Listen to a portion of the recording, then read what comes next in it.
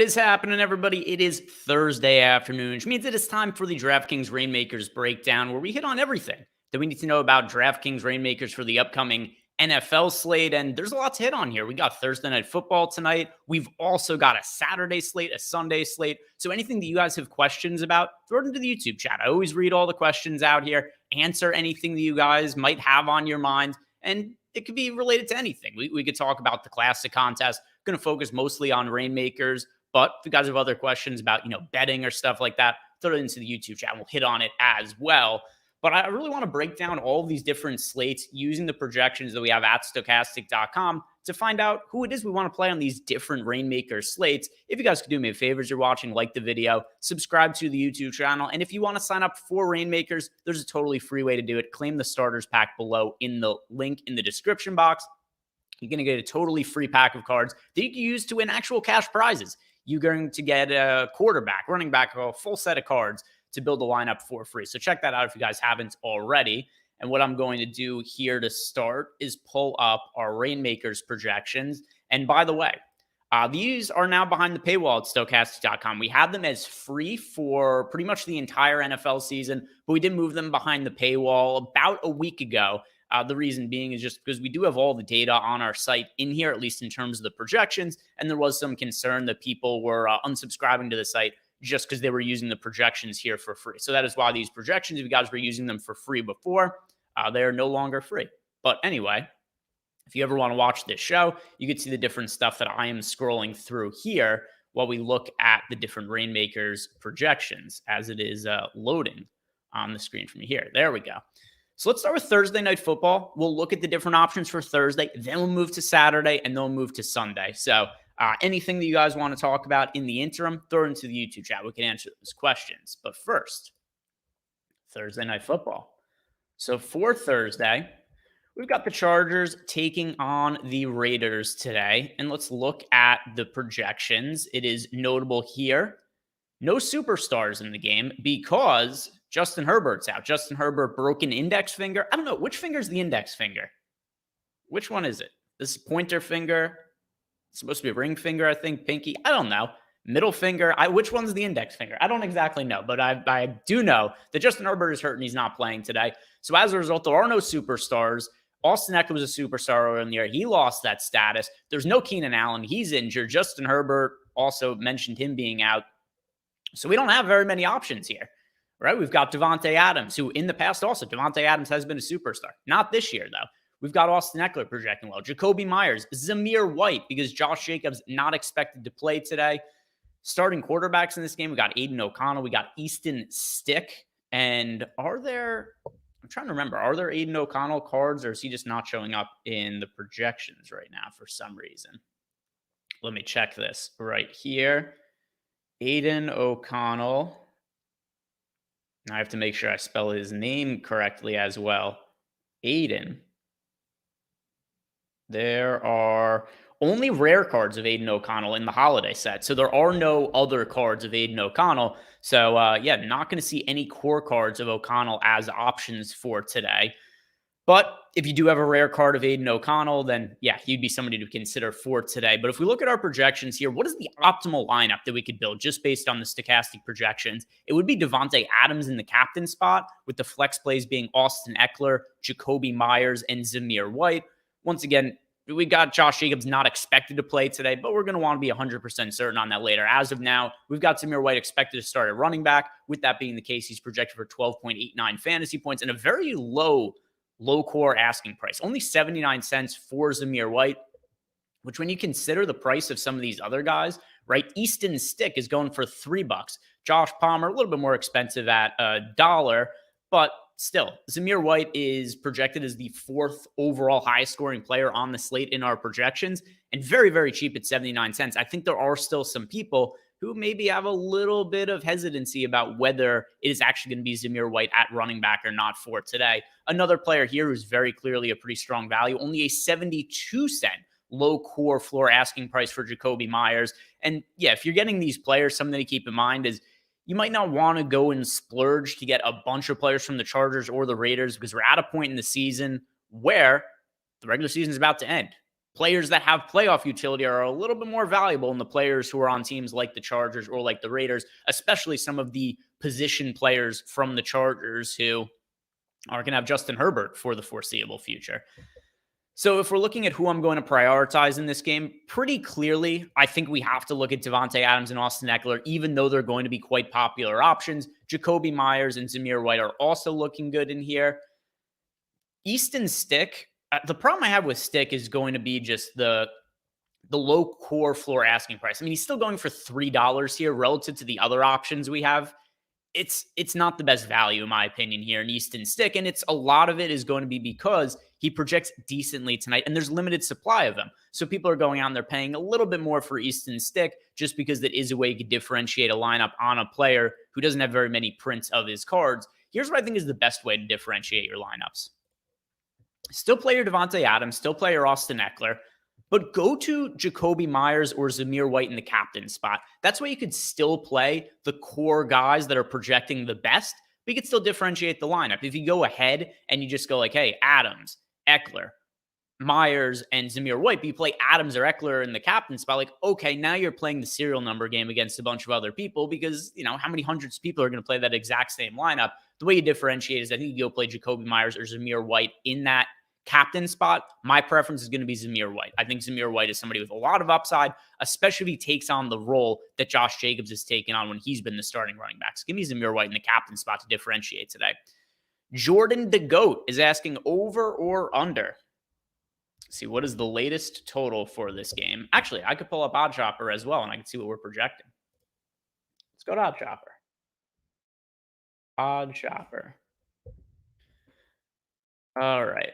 Let's see for the Raiders game tonight. Raiders Chargers. And what's the total?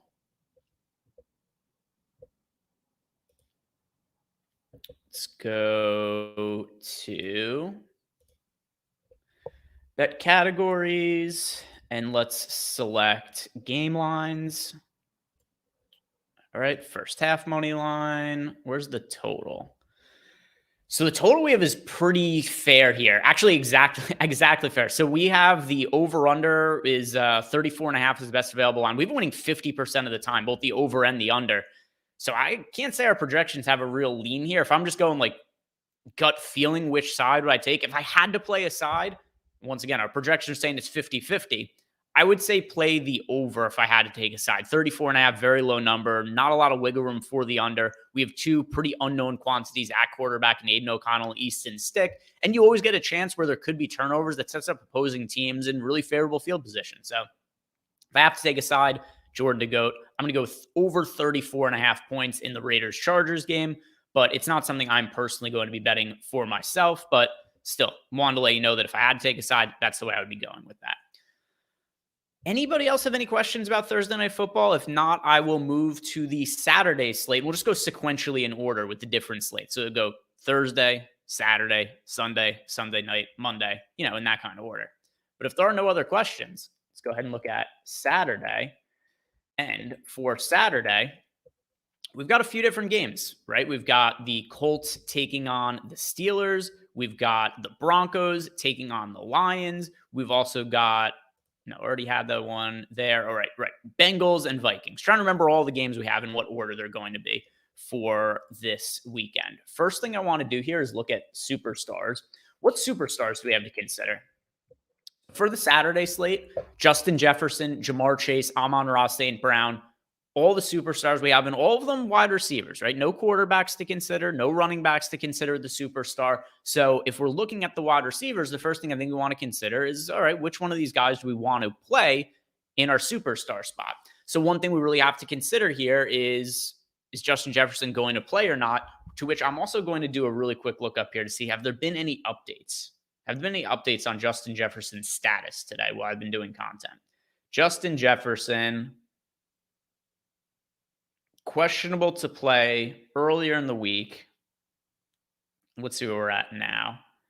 Looks like Jefferson. Yeah, so we did get a report that he's expected to play. That was from about 30 minutes ago from Ian Rappaport. So I'm happy I looked it up.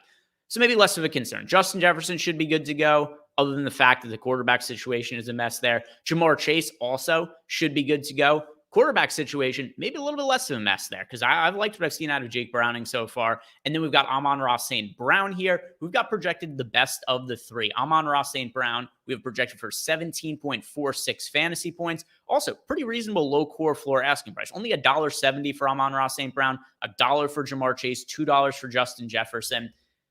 I know it's weird to say that I'd rather play Amon-Ra St. Brown over Jamar Chase and Justin Jefferson, but it really just has to do with the confidence I have in the quarterback situations for each of these teams, combined with the fact, too, that Amon-Ra St. Brown, then compared to Jamar Chase, Chase has been a little bit banged up as of late. So I am going to go with Amon-Ra St. Brown over Jamar Chase and Justin Jefferson as my favorite superstar for Saturday. Let's go and look at all the other positions and see what else is standing out. Not going to be a whole lot of quarterbacks for us to go over here. And I mean, how many slates are we going to have in 2023 where Russell Wilson is the highest projected quarterback on the slate? That's what we have here, though. Russell Wilson, 17.55 fantasy points.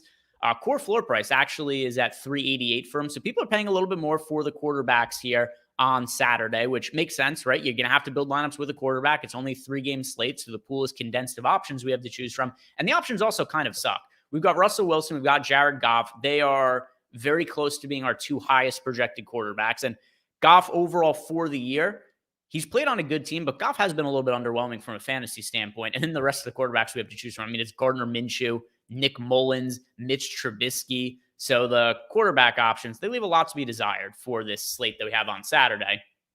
Where I am going to want to look here is probably going to be the Russell Wilson or Jared Goff.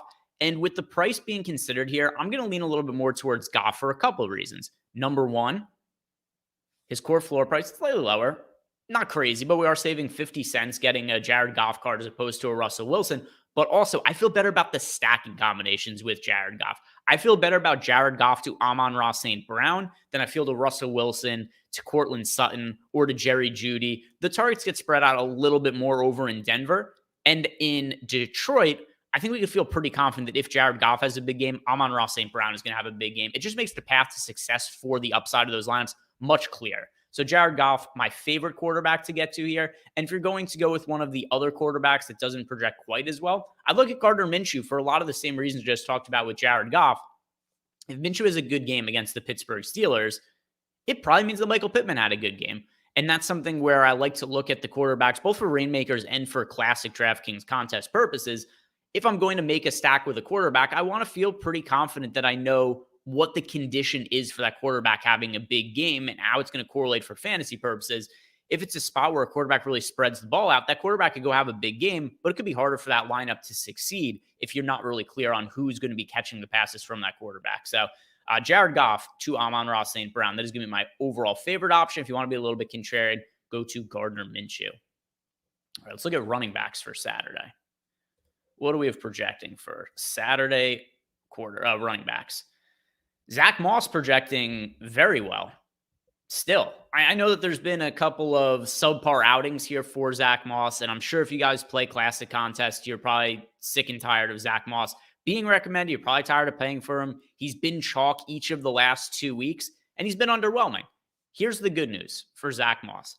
The workload is there. And also Jonathan Taylor was ruled out again. Jonathan Taylor still dealing with a thumb injury, isn't going to play this weekend. Zach Moss is going to have success more often than not if he keeps getting like 20 to 25 touches. All right, let's look at Zach Moss's usage the last couple of games. Zach Moss. He had last week, how many carries? Zach Moss last week against the Bengals, 13 carries for 28 yards, absolute dog shit efficiency, but he was targeted 8 times in the passing game. 8 targets, 13 rushing attempts. That's a lot of volume. The week before against the Titans, 19 carries for 51 yards. Absolutely, again, dog shit efficiency. Two catches on 3 targets, 6 yards. But still, I mean, it's over 20 touches for Zach Moss. So I still think Zach Moss is somebody who we should be pretty high on from a fantasy perspective. The efficiency, it's been terrible the last couple of days. It's been his 2 worst rushing games of the season. And a lot of people might be looking at it and say like, oh, well, he can't carry the workload for the Colts as being the go-to back. But look at the start of the year. Remember the start of the year, Jonathan Taylor was out, and Zach Moss crushed in those games. Week 1 against the Texans, 18 carries for 88 yards. Week 2 against the Baltimore Ravens, tough matchup. 30 carries for 122 yards. Against the Rams, 18 for 70 yards. All right, a little bit underwhelming there, but nothing too terrible. Not like as bad as the last couple of weeks. And then he has a game against the Titans, who also have a really strong run defense. 23 carries, 165 yards, and 2 touchdowns for Zach Moss. Yeah, the last 2 games have been bad, but we've seen him in this role and have success earlier in the season. So I'm willing to go back to the well here with Zach Moss, who projects better for us than any other running back on the Saturday slate at 16.93 fantasy points. Behind him, we've got Javonte Williams at 16.26. He's interesting just from if you look at a couple of things. Number one, second best projected running back on the slate. Really, really cheap cards. Javonte Williams cards going for 42 cents right now. And if I'm going to prioritize going Jared Goff to Amon-Ra St. Brown at QB and wide receiver, well, Javonte Williams fits as a run back in that lineup as well for correlation purposes. So Javonte Williams also somebody that I'm liking here, especially at that really, really cheap core floor asking price. Just for the purposes of our stacks, Jahmyr Gibbs is somebody who could definitely be a weapon in the passing game for the Lions. Did see a little bit of a weird downtick in workload last week, but that aside, we've seen Gibbs have big games this year, even in some of the games that David Montgomery's been active. So I think Gibbs should see an uptick in workload this week, and he is somebody who kind of not the normal stacking partner we think with Jared Goff. Certainly, we don't typically think of running backs as somebody we want to stack with our quarterback, but Jahmyr Gibbs, I do think, is an exception for this week. Anything really off the board? Not really. I'd rather play Gibbs than Montgomery, especially if we're going to be looking for PPR upside in a lineup with Jared Goff. Jaylen Warren, Najee Harris. I don't know what the hell to make of this Steelers running back situation. If you guys have been on the right side of Jaylen Warren and Najee Harris this year, congratulations. Good for you. I cannot say I'm in the same boat. I have found it very difficult to figure out whether Jaylen Warren or Najee Harris is going to be the guy on a week-to-week basis. I know that Najee Harris is typically going to be the guy that gets more touches and plays more snaps, but Jaylen Warren is so much more efficient that some days you go to Najee Harris and it's like, all right, Harris got 20 carries for 40 yards and did nothing, and then Jaylen Warren had like 8 carries for 100 yards and scored the touchdowns for the team. So I'm not going to be touching the Steelers running back situation for Reignmakers purposes. Running backs I want to focus on here, Zach Moss, Javonte Williams, and then some Jahmyr Gibbs in lineups that have Jared Goff. Wide receivers to look at for Saturday, and then we'll look at the Sunday main slate. Yeah, Michael Pittman here, and this also kind of leads some credence to the idea that if we want to get a little bit different at quarterback, we might want to go to Gardner Minshew. Michael Pittman project for 18.79 fantasy points. That is by a pretty decent margin our top projected wide receiver for Saturday. Talk about Amon-Ra St. Brown being my favorite superstar to play. And then here we've got Jamar Chase and Justin Jefferson, our next best projected wide receivers. But here's the issue. If I already want to play Amon-Ra St. Brown, we can only play one superstar in each lineup. And that kind of leaves Jamar Chase and Justin Jefferson out of the picture if we already have Amon-Ra St. Brown in a lineup. Top 2 wide receivers to consider, definitely Pittman and Brown. And then if we go ahead and look at some of the other wide receivers, and also why I wasn't quite as high on getting to Russell Wilson lineups, even though our projections prefer Russell Wilson to Jared Goff, you get into this issue of the correlation where Courtland Sutton projects for 13 fantasy points. That's very far removed from what we're getting out of like guys like Michael Pittman and Amon-Ra St. Brown. And you still do want to be stacking your quarterbacks, even in something like Reignmakers. Sutton there we saw at 13 fantasy points, then only 10 for Jerry Jeudy. So kind of leaves me not wanting to play the Broncos wide receivers and not really wanting to play Russell Wilson either. K Sizzle in the YouTube chat says, I like to play deep roster, so it's the Thursday through Monday slate. Any advice on roster construction? Yes. Let's go ahead and look at all the players. All right. Let's go ahead and look at it. If you're playing the full slate, so we don't have to worry about, which days are people playing on. It's just every single guy on the slate, Thursday through Monday, every game this week. First things first.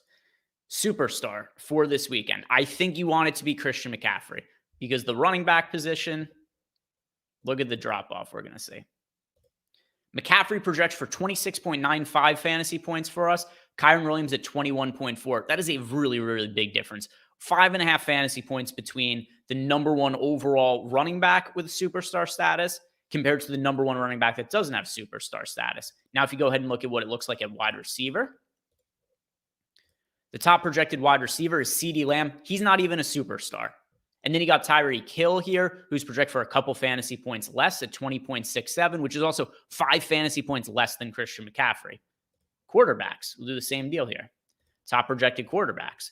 Josh Allen. All right, he's got a superstar. So does Jalen Hurts. But you can play Matthew Stafford here for just 3 less fantasy points than Josh Allen, 2.5 less fantasy points than Jalen Hurts.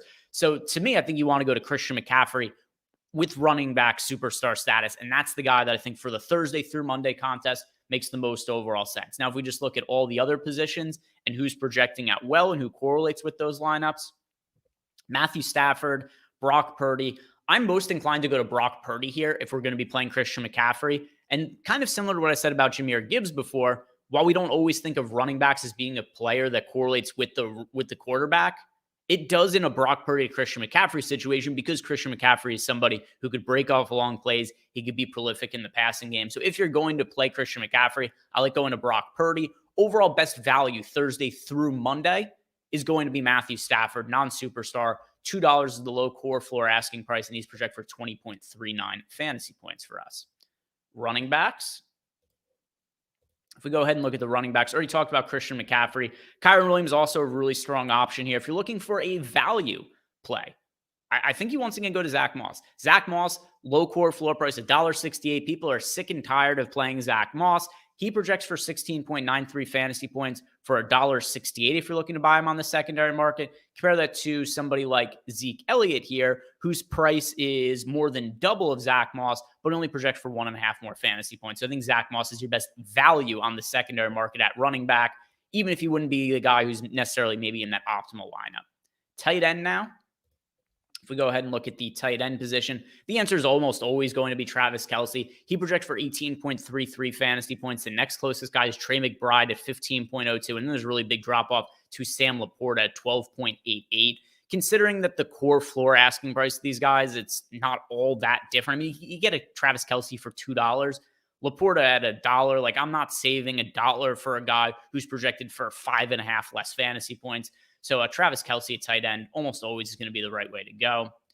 Wide receivers now. CeeDee Lamb overall projects the best. If you have a CeeDee Lamb, you're certainly going to be playing him. You also don't have to use the superstar spot on him, which is nice because my favorite superstar is going to be Christian McCaffrey, which means no superstars to play at the wide receiver spot. Another good one to look at, Michael Pittman. Once again, liked him for the Saturday slate, like him for Thursday through Thursday through Monday, I should say, for deep roster. Michael Pittman, less than $2 the core floor asking price. And he's our third best projected wide receiver without superstar status. We've got Stephon Diggs here as well as another one. So CeeDee Lamb, Stephon Diggs, Michael Pittman, all strong options relative to the cost. You get Diggs for $2.67. And what I really like about Stephon Diggs is not only is he reasonably priced at $2.67, but the Bills have gotten themselves back on the track to potentially make the playoffs, which didn't seem like a possibility recently. And remember, if these players are in the playoffs, we're going to get utility for their cards throughout the postseason run. So Stephon Diggs, the recent win streak for the Bills, adds some hidden value to him that you might get extra games out of him that people might not be thinking about when they're listing these cards on the secondary market. Another one to consider here as well, A.J. Brown, $2.24 is the low core floor asking price. And we know for sure that A.J. Brown is going to be in the playoffs, even if the Eagles have scuffled a little bit as of late. So that's what I'm looking at for you, K-Sizzle, for the deep roster. If you have any follow-up questions, throw it into the YouTube chat. We could hit on that as well. Sunday main slate now. We'll look at the main slate and do the same deal. Go position by position, figure out all the best options, and then we will be done here. Quarterback, though. Quarterback, and, a lot of these players are now going to be ones that we've talked about either on the deep slate contest or on the Saturday exclusive contest because we've kind of ran the gamut on everything here. But same deal. I think Brock Purdy, really strong option. Same with Matthew Stafford. Stafford, we've got a low core floor asking price of $2, project for 20.39 fantasy points. Brock Purdy is about double the price of Stafford. Keep in mind part of this because you're going to get postseason utility out of Brock Purdy. And the way the 49ers are looking, likely going to get a lot of postseason utility out of Brock Purdy. They have to be considered by everybody the overwhelming favorites to win the Super Bowl with how good they're looking as of late. So that's something else that kind of makes you want to go out and get yourself some Brock Purdy cards. Purdy also, the second betting favorite to Dak Prescott to an MVP right now. So Purdy I like getting to. I like Prescott as well. Probably my two favorite quarterbacks to play for the main slate on this weekend when you consider the stacking options. Brock Purdy, I'm going to like getting to Christian McCaffrey. And then for Dak Prescott as well, we've got CeeDee Lamb who's projecting extremely well for us at wide receiver. So I'll jump right over to the wideouts. And main slate, we've got CeeDee Lamb projecting the best of anybody. We've got Cooper Kupp here for only $1.20. If you guys do want to go out and play a really good value stack, there is certainly reason to go to a Cooper Kupp and then a Matt Stafford stack. I mean, you get Stafford for $2, you get Cooper Kupp for $1.20. And Kupp did look better last week than he's looked the last couple of weeks. Made it through the game without getting banged up or anything like that. But CeeDee Lamb, my overall favorite wide receiver. He's going to pair well with Dak Prescott at quarterback. And then as a run back, Stephon Diggs. We could get a game stack going there. Stephon Diggs, CeeDee Lamb, Dak Prescott, really well correlated players all together in one lineup. Running backs now, as I click on the wrong tab. So running backs that we want to be looking at. Christian McCaffrey, I think that is the guy to play at the superstar spot this weekend. If you want to pay for a Kyren Williams, look, $6.50. It's a decent amount to pay for somebody at this part of the year who is not going to be playing in the playoffs in all likelihood. There's a chance the Rams make the playoffs, but it's very unlikely. So Kyren Williams, if you have him, play him. But if you don't, I think he's a little bit too expensive to go invest in on the secondary market. As far as cheap running backs that we could take a chance on, Barkley is a superstar status, so he's not going to quite make it into lineups for me. Tony Pollard. I mean, Pollard cards, keep in mind also, Cowboys are going to be in the playoffs. If we are going to go Dak Prescott, Tony Pollard, CeeDee Lamb, Stephon Diggs, we could get like a really, really big game stack in that one lineup. Pollard is with the low core floor asking price of $1.25. We have him project for 16.18 fantasy points. I think that's pretty good value for Tony Pollard. If we look at all the players who are on the screen here, we've got this points per dollar metric, which is how many points do we have these players projected for and what is their low asking price on the secondary market. We've got Saquon Barkley here with the highest multiplier on the first page, but that doesn't really consider the caveat that he has a superstar status. So of the players that don't have a superstar, the best value that we have on the board of players that project well, it's Tony Pollard here. So I think Pollard is somebody who, if you're looking to save money, be cost efficient with your running back, go and get yourself a Tony Pollard.